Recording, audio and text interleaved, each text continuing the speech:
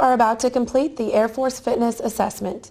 You are presumed fit to participate based on the completion of the FSQ.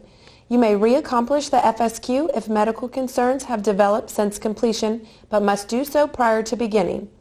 If you experience an injury or illness during the fitness assessment, you will have the option of being evaluated at the MTF, but your test may still count. If the medical evaluation validates your illness or injury, your commander may invalidate the test results. If the test is invalidated, you will be required to retest within 5 days. At no time will a backdated Air Force Form 469 be accepted.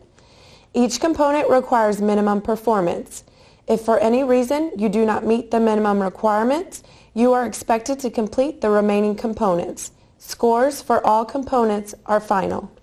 These are your verbal body composition instructions. The abdominal circumference is the assessment for body composition. Please stand facing forward with your arms to your side, similar to attention position.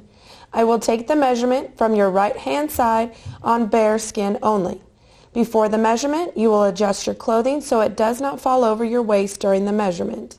I will set the end of the tape directly above your hip bone and ask you to hold it in place.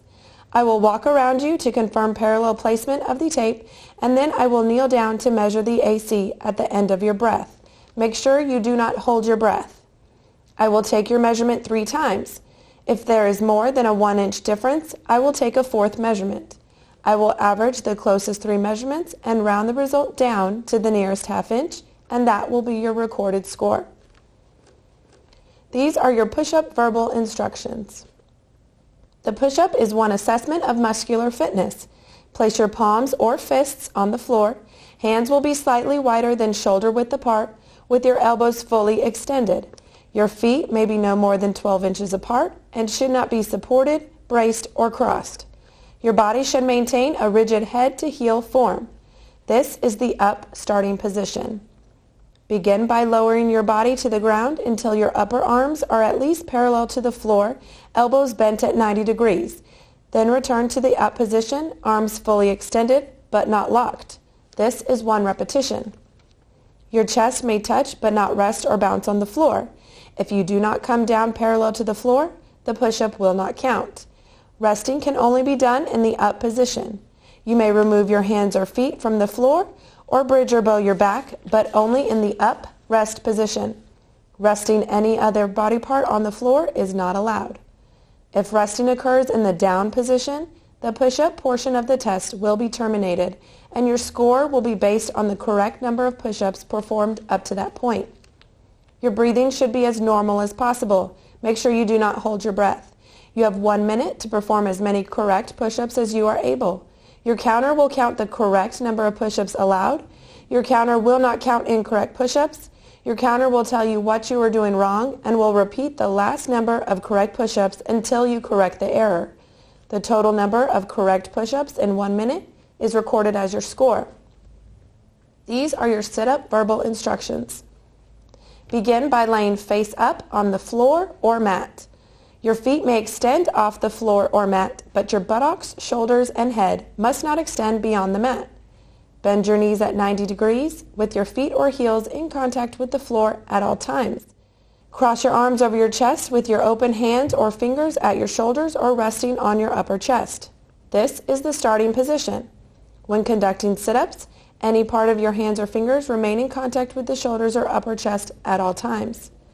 If a bolted, non-portable toe hold bar is used, anchor your feet to the ground by hooking your feet or toes under the bar. Your heels must remain in contact with the ground at all times, and the bar cannot move while you perform the assessment.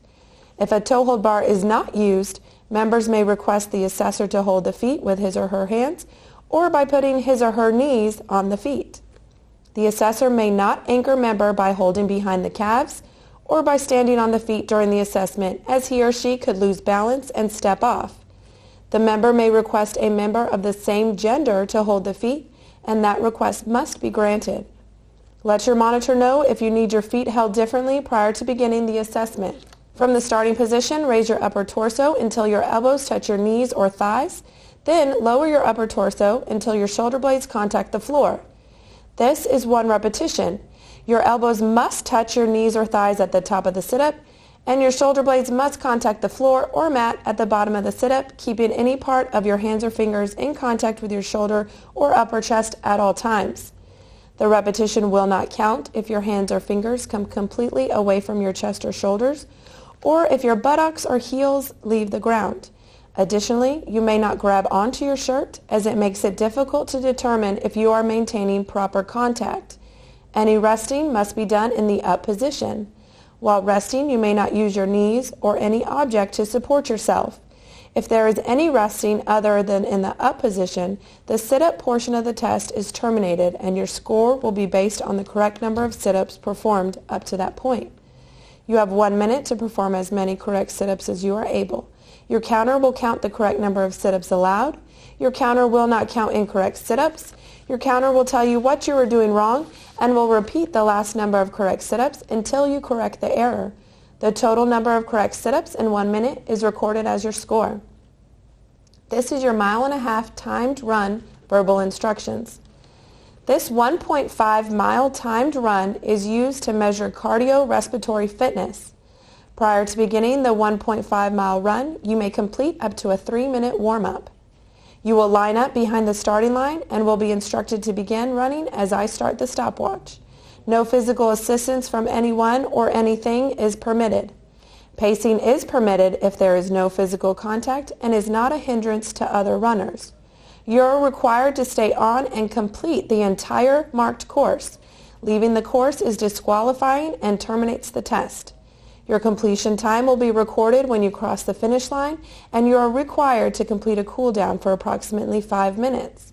If at any time you are feeling in poor health, you are to stop running immediately and you will be given assistance. This is your 2-kilometer walk verbal instructions. Prior to beginning the 2-kilometer walk, you may complete up to a 3-minute warm-up. You will be directed to line up behind the starting line and instructed to begin walking as I start the stopwatch. You are to walk the 2-kilometer course as quickly as you can. You must not run, keeping at least 1 foot in contact with the ground at all times. No physical assistance from anyone or anything is permitted. Pacing is permitted if there is no physical contact and is not a hindrance to other runners. You are required to stay on and complete the entire marked course. Leaving the course is disqualifying and terminates the test. Your completion time will be recorded when you cross the finish line, and you are required to complete a cool down for approximately 5 minutes. If at any time you are feeling in poor health, you are to stop immediately and you will be giving assistance. If at any point you feel sick or you get injured during your fitness assessment, please let one of the FAC members know before leaving the testing facility.